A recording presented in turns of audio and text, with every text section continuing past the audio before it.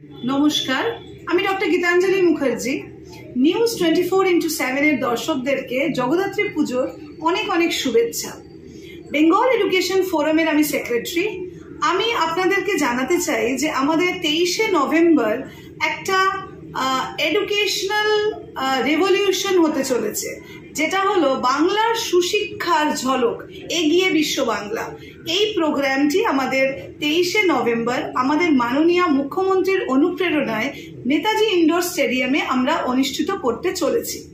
এখানে প্রত্যেকটা জেলা থেকে প্রচুর স্কুল অ্যাটেন্ড করবে, নিজেদের পারফরমেন্স দেখাবে, আর আমরা কি একটি দিনে পুরো পশ্চিমবঙ্গকে একই ছাদের তলায় পাবো সেদিন। প্রত্যেকে চোখ রাখবেন এই প্রোগ্রামের ওপরে।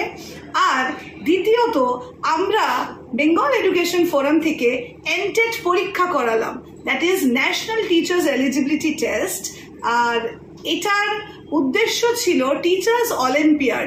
টিচাররা পরীক্ষা নিচ্ছে, টিচাররা প্রতিনিয়ত তারা লার্নিং অ্যাটমসফিয়ারে আছে কিনা, তারা আপডেশন প্রসেসে আছে কিনা, এটাকে মানোন্নয়ন করার জন্যে এই পরীক্ষাটি নেওয়ার উদ্দেশ্য।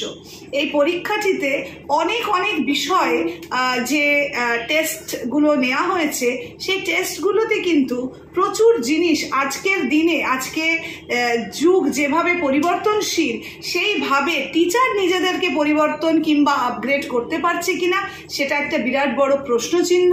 তার জন্যেই এই পরীক্ষাটি ছিল। প্রচুর টিচার জেলার থেকে 325টা স্কুলের টিচাররা এসে পরীক্ষায় বসেছে। প্রথম ধাপের পরীক্ষা আমাদের শেষ। 3rd of November পরীক্ষার রেজাল্ট বেরোবে।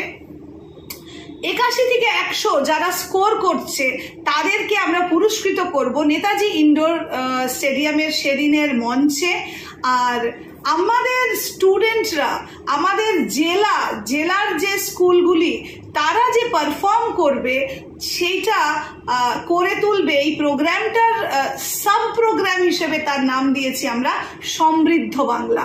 আমি যেখান থেকে দেখতে পাই নিজের বাংলাকে, আমি দেখতে পাই একটি সুসমৃদ্ধ বাংলা, যেটার মধ্যে হয়তো কিছু প্রবলেমস থাকলেও আমাদেরকেই তো সারিয়ে নিতে হবে, আমাদেরকেই তো ঠিক করতে হবে। তাহলে সবাই এগিয়ে আসুন, এই প্রোগ্রামে চোখ রাখুন, আর সবাই মিলে হাত বাড়িয়ে দিন শিক্ষার মাধ্যমে বাংলাকে আরো সুসমৃদ্ধ করার। ধন্যবাদ।